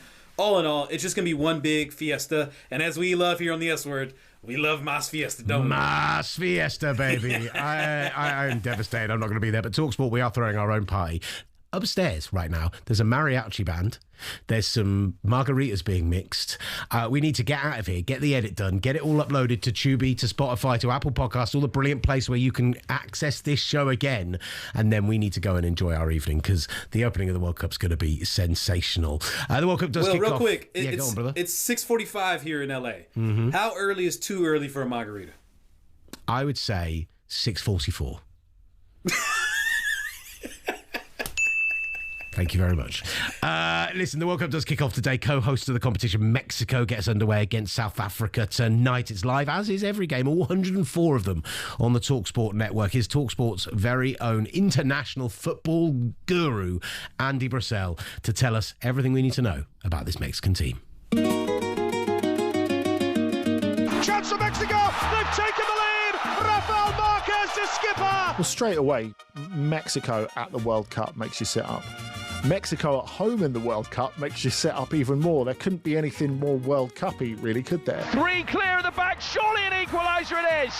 It's Rafael Marquez who gets Mexico back on level terms. This is a far from exceptional Mexico side. I think we have to admit that. What they do have is a captain who always steps up in Edson Alvarez. A couple of other faces that Premier League fans are familiar with, of course, Raúl Jiménez. Volleys it across, Jimenez with a sensational equaliser. Host nations are always lifted by the atmosphere that little bit more, and Mexico's fans will certainly do that for them. And he's not wrong. The atmosphere is going to be a raucous, rolling, hostile sea of green at Estadio Azteca tonight. Just unbelievable that this is the same game that kicked off 2010, the first time in World Cup history that a host has played in the opening game, and then that's been repeated in a later World Cup. And I think that's really fun when you consider what it meant to South Africa to host that tournament, what it meant to that nation in general, and then for them to be returning and start again where they kicked off that first game. I think back to South Africa, I think back to seeing Nelson Mandela out on the pitch. I think back to seeing all of the wonderful moments that we saw. This is a huge way to kick off the World Cup. It makes it feel larger than life. Once again, Mexico hosting the World Cup. A nation in a stadium, Estadio Azteca, that has so much history, so many memories within the World Cup. Will they produce another historic moment once again in that iconic stadium? And will this Mexican side be able to overcome the taste in their mouths from 2022? There's a huge expectation always amongst Mexican fans, none more so than this year. I think some of their spirits have been rekindled from what they saw in the Gold Cup and seeing Mexico winning the Gold Cup here in CONCACAF last summer. But also, I think, they've got a young teenager, and sometimes young teenage sensations are created and become legends in these kind of moments and these stages. And with Gilberto Mora, 17 years old, Tijuana player, he's someone to watch. He's someone that could really take off in this World Cup and could make a huge move this summer if all goes well for him and for Mexico during this tournament. He is dynamic. He's electric. He gives them that juice. He gives them that flavor. He gives the pride that the Mexicans are looking for, and something that obviously a young talented player in his first World Cup, that naivete sometimes that you need to just not think too much about the stage, not think too much about the moment, just play ball like you did as a kid in the backyards or wherever you grew up at. And I think Mora will provide that for Mexico, and I wouldn't be surprised if he gives us a moment in this World Cup opener, truth be told. It's fascinating. I talked about the history of this game, right? First stadium to ever host 3 World Cup openers, 1970, 86 and 2026. And I forgot this. Javier Aguirre was the manager back in 2010 when they faced South Africa. He's back for his 3rd stint with the team. I think we're hearing a huge amount, and Pablo Mauro, who's been on this show before, wrote a brilliant article about the current situation in Mexico. We've talked a huge amount about the US situation and visas and everything else, but there is currently a mega strike going on in Mexico City. All of the teachers are striking. It's shutting down areas of the city which are normally big tourist destinations. It's causing a huge conversation. And look, tomorrow we will look to reflect on that as part of the show. It's so huge for them to get off on the front foot. They play this proper, obviously, the way that football's played nowadays, it's 4-3-3. It's high press. It's get in your face. It's. I just feel like if they can get underway with a resounding win over South Africa, it lifts the whole tournament from moment one. It lifts the whole tournament for Mexico from moment one, and it gives us that, yes, football is finally here moment. Yeah, and they got to be feeling good for themselves because they're coming off a friendly in which they beat Serbia 5-1 and showing that, they can be aggressive, they can attack. I think in terms of their lineup and fixtures, sometimes you see them playing with 2 10s. I think you could see a bit more of a mix-up than that stretches the imagination beyond the 4-3-3 with what Mexico does. But they're going to be a very compact side. They're going to be a very sound side. I don't expect them to provide too many chances for South Africa. Unfortunately for the South African side, again, they weren't impressive during AFCON. I expected more from them. And it's not necessarily a nation or a side that is really depicting a lot of optimism within South Africa. In fact, I don't think a lot of optimism across the continent of Africa in general, considering what's going on politically there as well with their own migrant issues that are going on in South Africa as well. It's kind of put a strain in terms of their relationship with other people in the African diaspora, to the point where a lot of Africans are rooting for Mexico, which is a position in which you don't often see in the World Cup among Africans. They're usually pretty united and supportive of one another, but I think you'll see a lot of the banter and the jokes from a lot of Africans as they support Mexico on the side. But I truly think Mexico will get off on the right foot here. I think they'll take control of this game. They'll dominate possession. They'll create some good chances. I could easily see this being a 2-0 game. I wouldn't be surprised if it goes 3-0, considering the momentum that's on Mexico's side, the emotions, the atmosphere in that environment. I think it could be too much for South Africa, and I think that this could be the statement victory that Mexican fans truly want to see from this side in order to fully back them and get behind them and let their optimism run wild in terms of what the possibilities are for Mexico in this tournament. I can imagine Bafana coming out and it being stodgy early on, frustrating them. I talked a lot about low block football on this show already. Do they have a Noni Madueke who can break through that?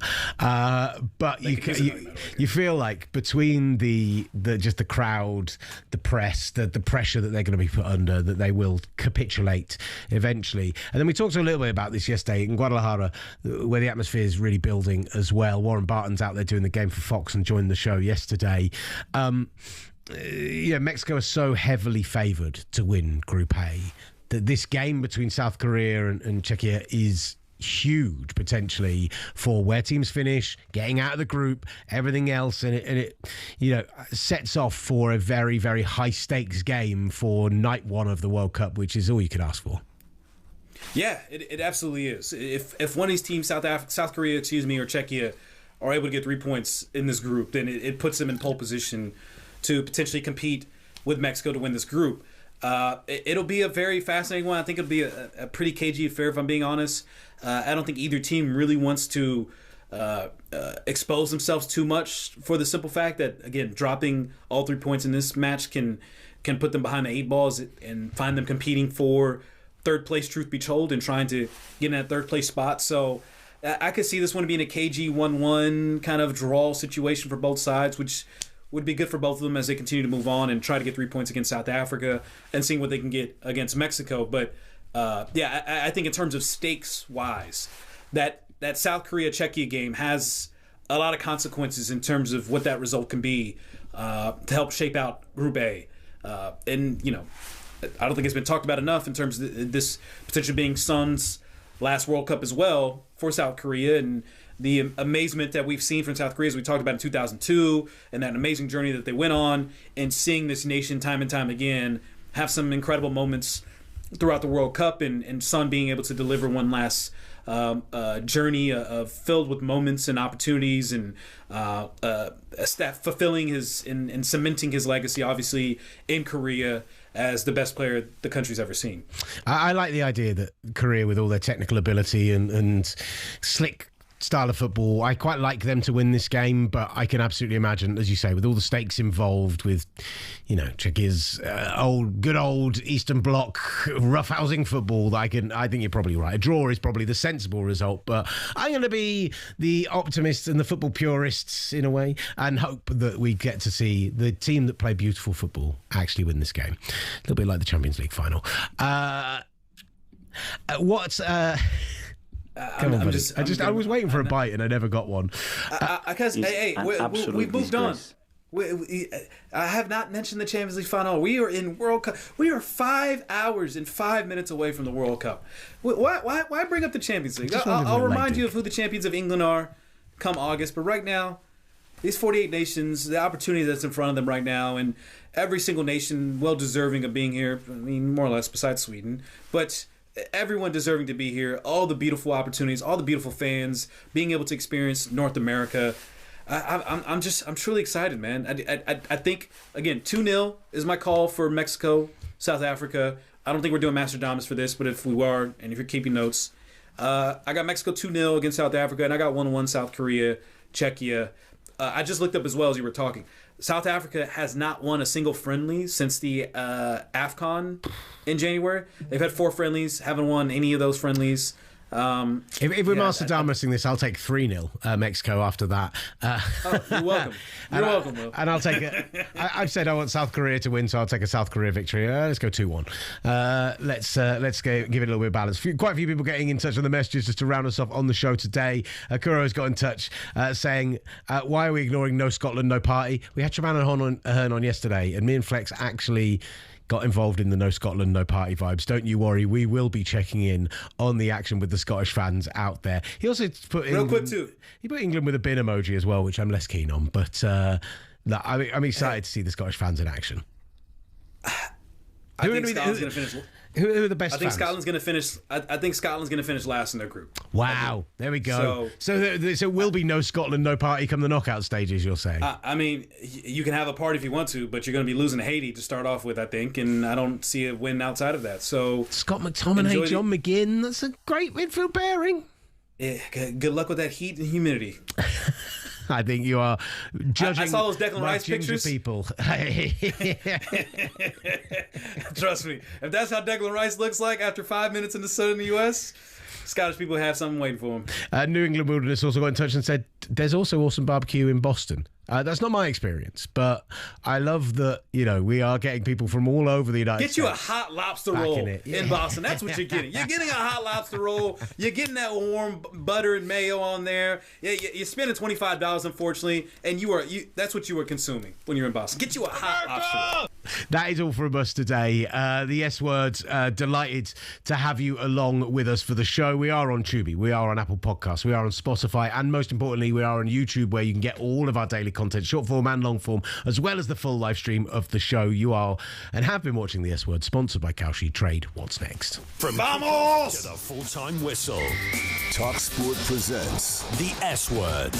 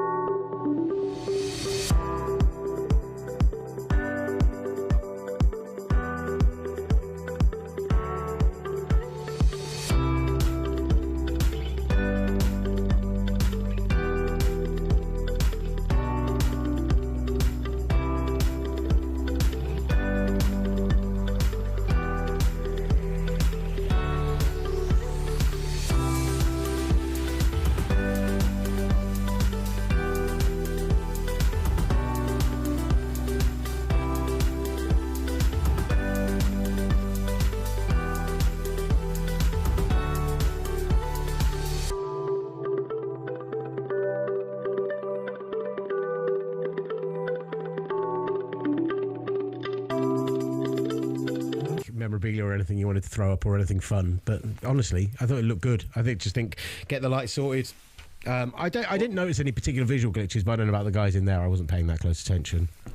Where's Ollie at? I got my Isak Newcastle scarf I came across. He fucking hates talking about Isak. Yes, of course I can. Bear with me a moment. Are we still live going out on talkSPORT, and therefore